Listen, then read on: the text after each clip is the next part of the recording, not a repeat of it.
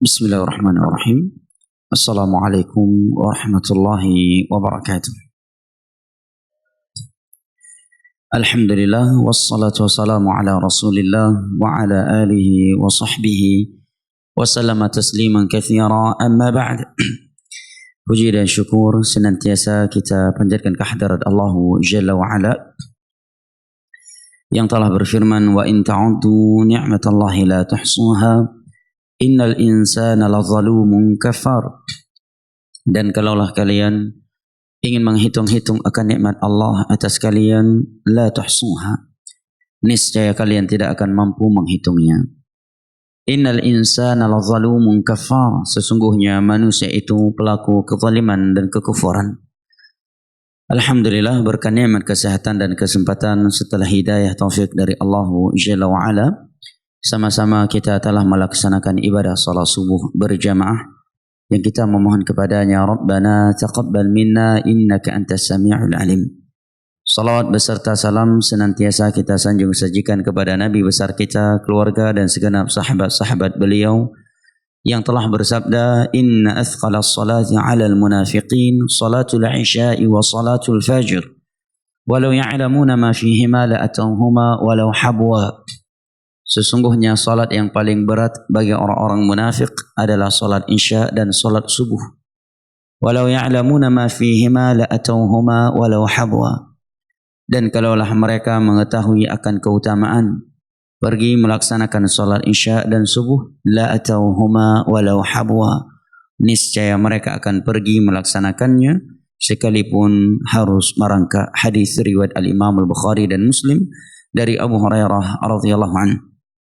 Jamaah yang dimuliakan Allah rahimani wa rahimakumullah, kita lanjutkan kembali kajian kita kitab Bahjatu Qulubil Abrar wa Qurratu Uyunil Akhyar karya al-Imam al-Mufassir Asy-Syaikh Al-Fadhil Abdurrahman As-Sa'di rahimahullahu taala. Dan sebelum kita masuk kepada pembahasan kitab, sebagaimana biasanya kami senantiasa mengingatkan saudara-saudara kami pasien dan keluarga pasien melalui pengeras suara ini dengan beberapa hal. Yang pertama, agar senantiasa bersabar dan berihtisab kepada Allah Jalla wa Ala. Karena Nabi SAW bersabda, ma yusibul muslim min nasbin wala wasabin wala hammin hatta syauqatun syakuha illa kafarallahu bihi khatayah wa rafi'a bihi darajat. Tidaklah menimpa seorang muslim suatu kesedihan, suatu kelelahan, bahkan suatu duri yang menyengatnya. Kemudian dia bersabar kepada Allah Jalla wa'ala, niscaya Allah akan mengampuni dosa-dosanya dengan hal tersebut dan akan mengangkat derajatnya. Yang kedua, itu senantiasa berdoa kepada Allah Jalla wa'ala, karena hanyalah Allah yang mampu mengangkat penyakit yang Allah Jalla wa'ala telah turunkan tersebut. Ya, apa yang kita lakukan dari berobat kepada dokter, kepada perawat dan semisal dengannya, semua itu adalah sebab. Wa idza maridtu fahuwa yashfin. Sehingga Nabi Ibrahim berkata, yang Allah hikayatkan di dalam Al-Quran Karim pada surat Asy-Syu'ara, dan apabila aku sakit, yang mampu menyembuhkanku hanyalah Ia Allah Jalla wa Ala yang telah menurunkan penyakit tersebut. Wa 'ala Allahi falyatawakkalul mu'minun, maka hendaknya orang-orang yang beriman itu hanya bertawakal kepada Allah Jalla wa'ala, bukan kepada selainnya. Yang ketiga, yang ini sangatlah penting dan telah ditinggalkan oleh sebagian besar pasien dan keluarga pasien yang saya saksikan sendiri. Ketika saya merawat orang tua saya di sini 18 malam dan 18 hari, yaitu meninggalkan sholat. Rata-rata pasien di rumah sakit ini atau rumah sakit yang lain, hampir bisa mungkin kalau dikatakan hampir di seluruh rumah sakit yang ada di Indonesia atau di Indonesia mungkin enggak keliru. Kebanyakan mereka meninggalkan sholat ketika sakit. Ini cukup berbahaya. Karena mati karena sakit itu tidak berbahaya, tidak bermasalah. Tetapi jika seorang mati tidak sholat, ini su'ul khatimah. Ini yang berbahaya. Mati karena kanker, mati karena tumor, mati karena stroke, mati karena ketabrak, ini enggak masalah. Yang masalah adalah mati tidak sholat. Ini masalah besar. Al-Imam Ibnul Qayyim rahimahullahu ta'ala di awal kitab beliau As-Salah menukilkan kesepakatan seluruh ulama Islam bahawa dosa meninggalkan solat lebih besar daripada dosa zina, lebih besar daripada dosa membunuh, lebih besar daripada dosa berjudi, lebih besar daripada dosa homo, lebih besar daripada dosa memakan riba, mencuri dan yang lain-lainnya. Sekali meninggalkan solat lebih besar daripada sekali zina, jamaah. Sekali meninggalkan solat lebih besar daripada sekali dosa homo, mencuri, membunuh. Nah, saya kira dan saya yakinnya tidak mungkin seorang yang sedang memakai impus berada di atas ranjang rumah sakit, tiba-tiba dia minta zina, tiba-tiba dia main judi, tiba-tiba dia memakan haram. Saya kira tidak ada pasien yang mau seperti itu. Tetapi kenapa mau meninggalkan solat? Padahal dosa meninggalkan solat lebih dahsyat daripada itu. Di dalam Islam, orang yang meninggalkan solat lebih buruk, lebih bejat daripada bandar narkoba, daripada penzina, daripada homo, daripada pencuri yang meninggalkan, daripada koruptor. Andai kata ada koruptor yang koruptor miliaran uang negara, tetapi dia solat 5 waktu, bukan kita membenarkan hal itu, tapi ingin memperbandingkan dengan orang yang tidak pernah korupsi tetapi tidak pernah solat, maka yang tidak solat lebih parah, lebih bejat di dalam Islam daripada koruptor. Dosa meninggalkan solat jangan main-main, jemaah. Diancam oleh Allah Jalla wa'ala. Ma salakakum fi saqar, qalu lam naku minal musallin. Tatkala penghuni neraka atau penghuni syurga, Allah Jalla wa'ala, penduduk syurga bertanya kepada penghuni neraka, kenapa kalian terseret, tersungkur ke dalam neraka saqar? Qalu lam naku minal musallin. Mereka menjawab, karena dulunya kami tidak solat. Nabi SAW bersabda, la'adul ladhi bainana wa bainam as-salah, faman tarakaha faqad kafar. Perbedaan antara kita umat Islam dengan umat di luar Islam adalah solat, yang meninggalkannya kafir. Ini hadis Nabi. Dalam riwayat Imam Tirmidzi dari Buraidah, Nabi juga bersabda, al-ahdul ladzi bainana wa bainahum as-salah, bainal 'abdi wasyirki tarkis salah. Perbedaan antara muslim yang menjaga muslim dari kesyirikan, kemurtadan dan kekufuran adalah salat. Tegas. Bahkan di dalam hadis yang diriwayatkan oleh Imam Muslim dari Abu Hurairah radhiyallahu anhu, Nabi bersabda, man taraka salatal 'asr faqad habita 'amaluh. Barang siapa yang meninggalkan salat asar dengan sengaja tanpa udzur syar'i, maka sungguh terhapus amalannya. Itu ancaman dari Nabi. Nabi juga bersabda, man taraka salatal isya atau salatal isya fa ka'annama wutira ahluhu wa maluhu. Barang siapa yang meninggalkan salat isya, maka seakan-akan dia seperti orang yang telah hilang harta dan keluarganya. Artinya, andai kata kita diberikan pilihan untuk dihilangkan harta dan keluarga dengan dihilangkan salat isya, maka hendaknya lebih baik dihilangkan harta dan keluarga daripada dihilangkan salat isya. Masalah yang sangat prinsipil. Sebagian besar kaum muslimin bermain-main dengan masalah ini. Ini masalah besar. Dan kita harus saling mengingatkan antara satu sama yang lainnya sebagai bentuk kasih sayang di antara kita umat Islam. Kalau bukan kita sesama umat Islam saling mengingatkan, maka siapa lagi yang akan saling mengingatkan di antara kita? Nah, rata-rata pasien yang dirawat tidak sholat. Nah, di antara mereka beralasan, nanti saya kada kalau saya sudah sembuh. Inilah bisikan syaitan. Kalau sembuh, kalau enggak sembuh. Diberi bisikan untuk mengkada salat kalau sudah sehat nanti. Atau sebagaimana mereka mendapatkan fatwa dari ulama su yang sesat menyesatkan. Itu fatwa yang sesat menyesatkan, boleh mengqadha salat ketika sakit, ya. Karena sakit dia tidak melakukan salat dengan alasan nanti saya qada pas sehat. Ini fatwa sesat menyesatkan, jangan diikuti. Adapun mengqadha salat yang pernah ditinggalkan dulu, itu ada pendapat ulama di dalam Islam.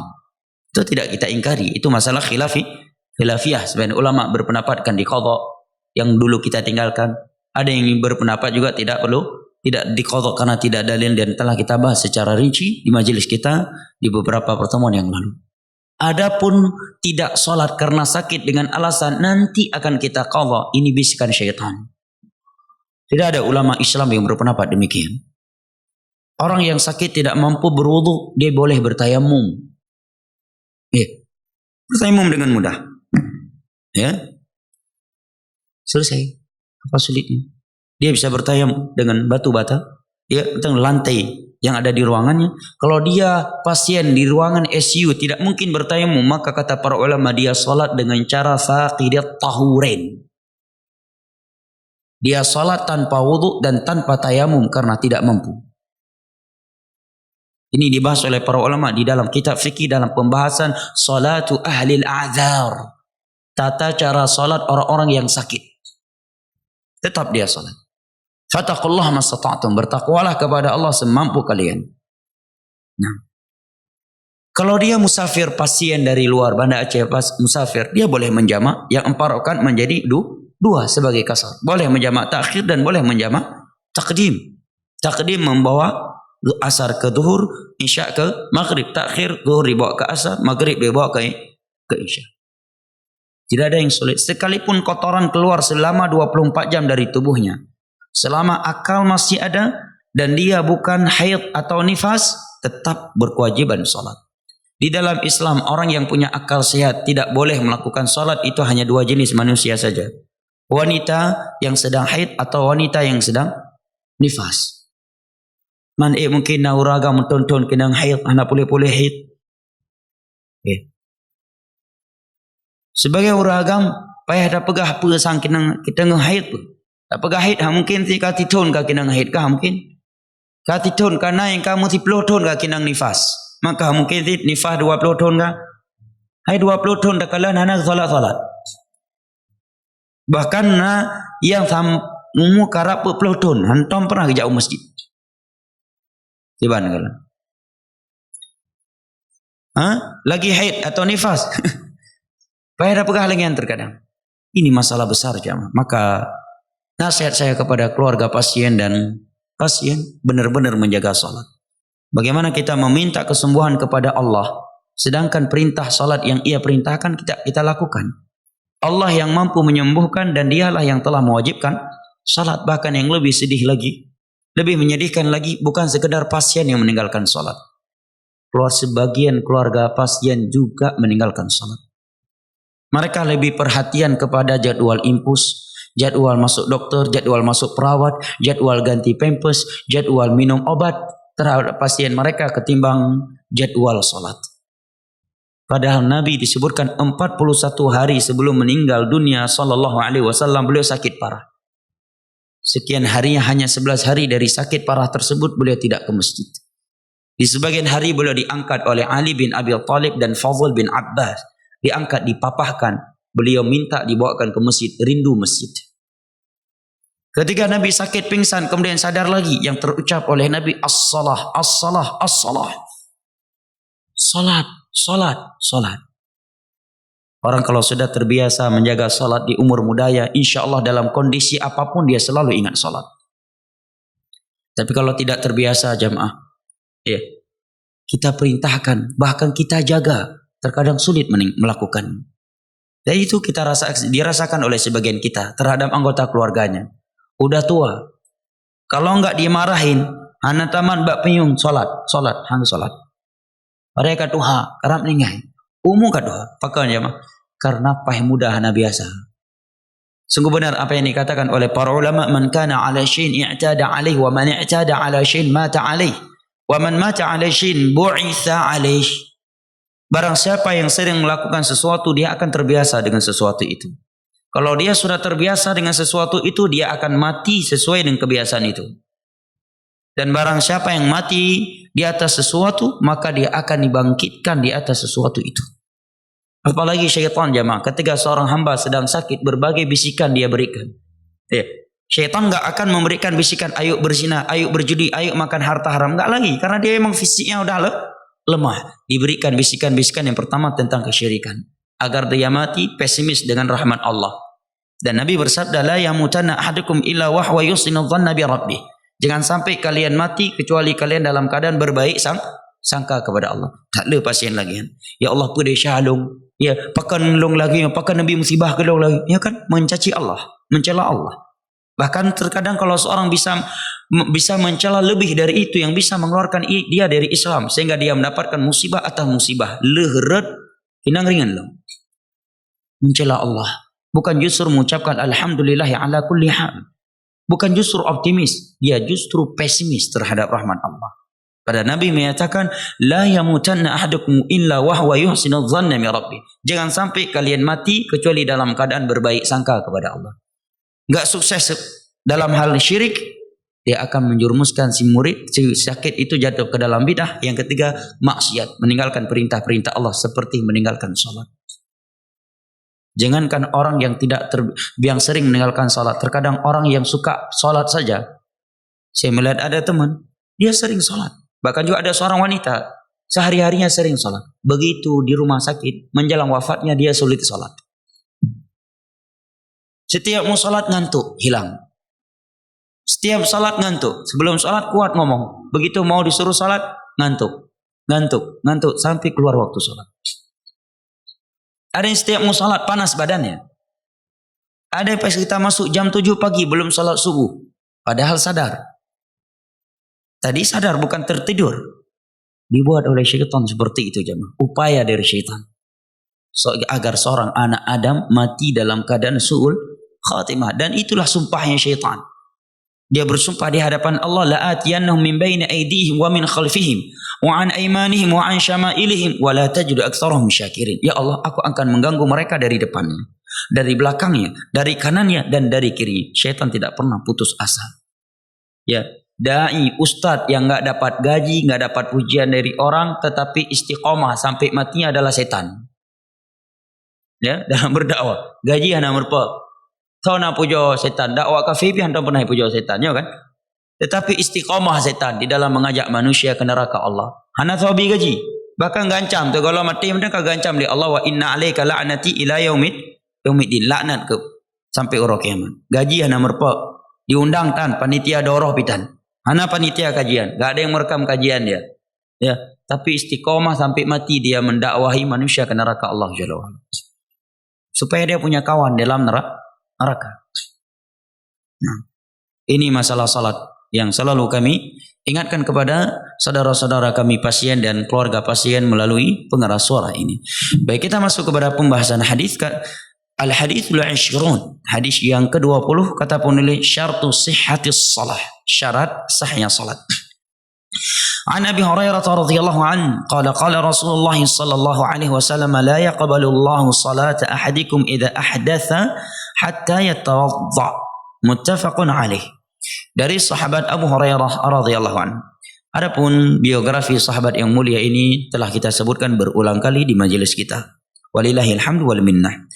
Beliau berkata bahwa Rasulullah sallallahu alaihi wasallam bersabda, la yaqbalullah, Allah tidak akan menerima salat ahadikum, salat salah satu di antara kalian, idza ahdatha, apabila dia berhadas, hatta yatawadda, sampai dia sehingga dia berwudu. Hadis riwayat Al-Imam Al-Bukhari pada nomor 6954 dan Al-Imam Muslim pada nomor 225.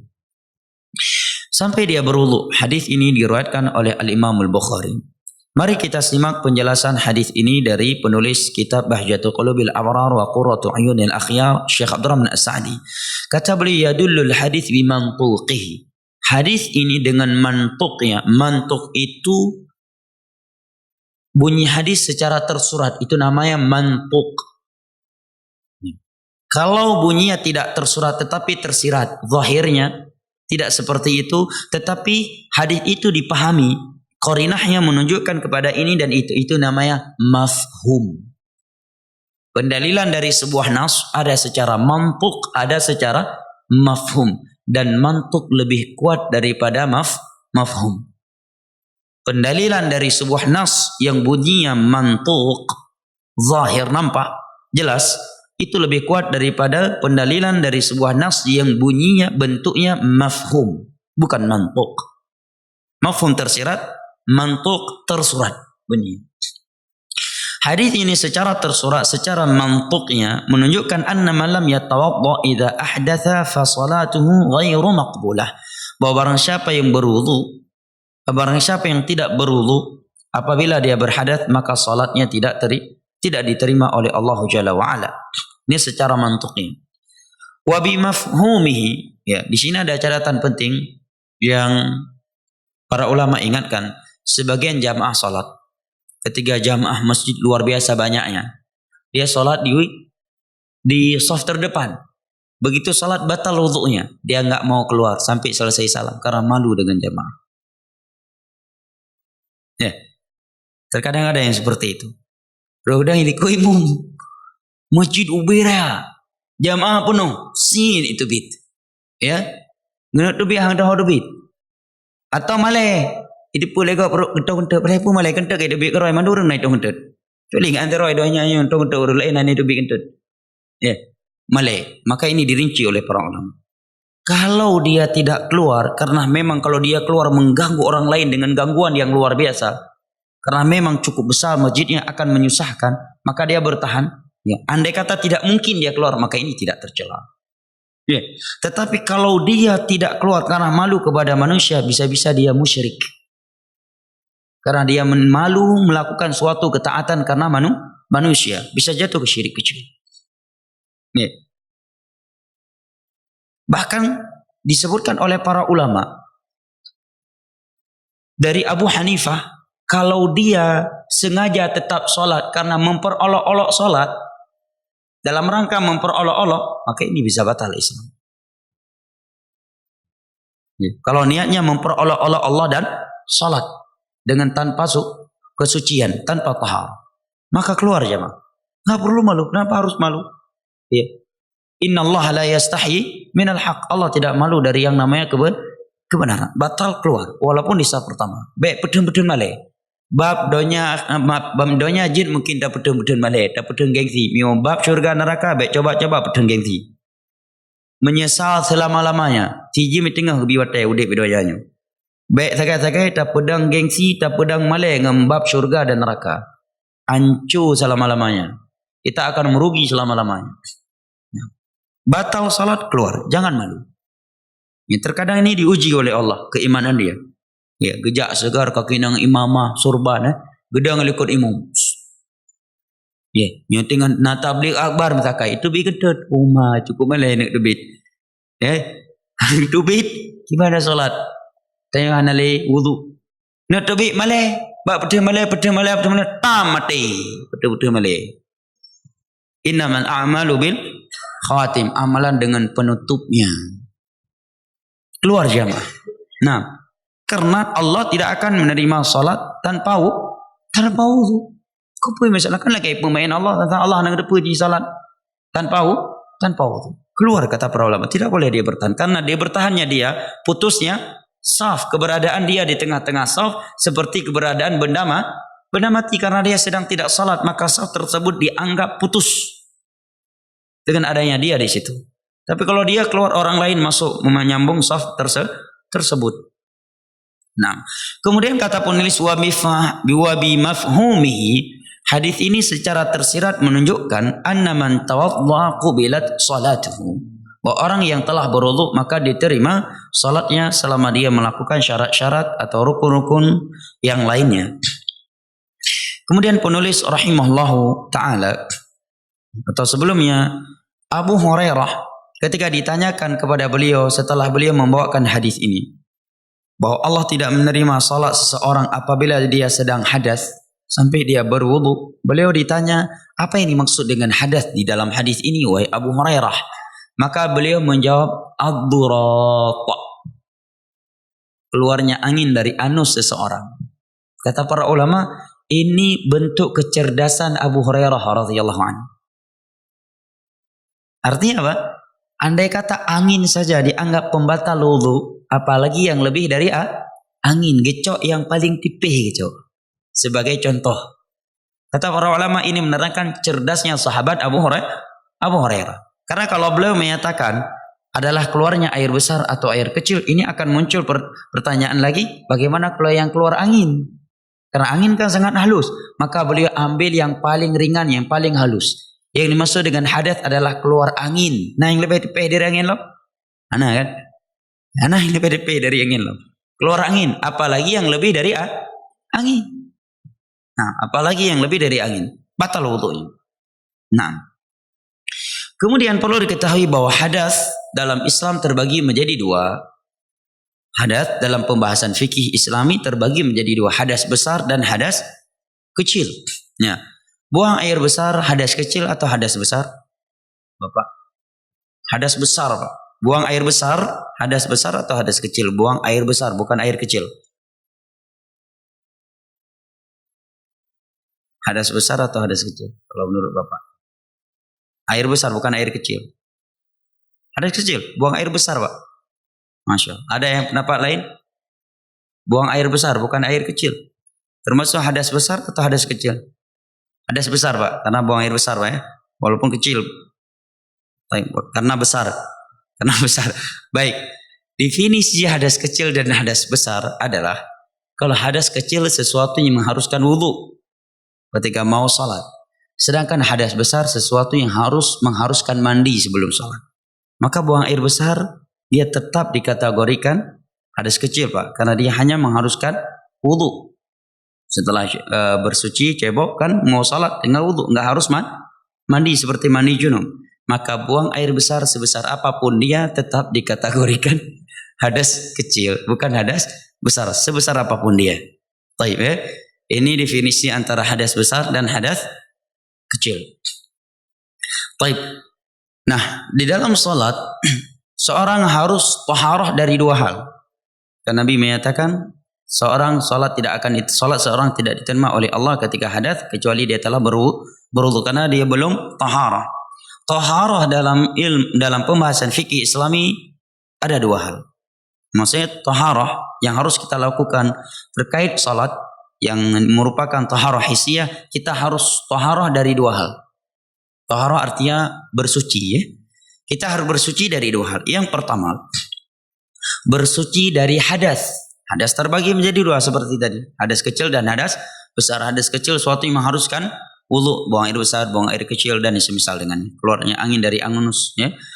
Yang kedua hadas besar seperti junub, ya, nifas, haid, ya, mengharuskan mandi.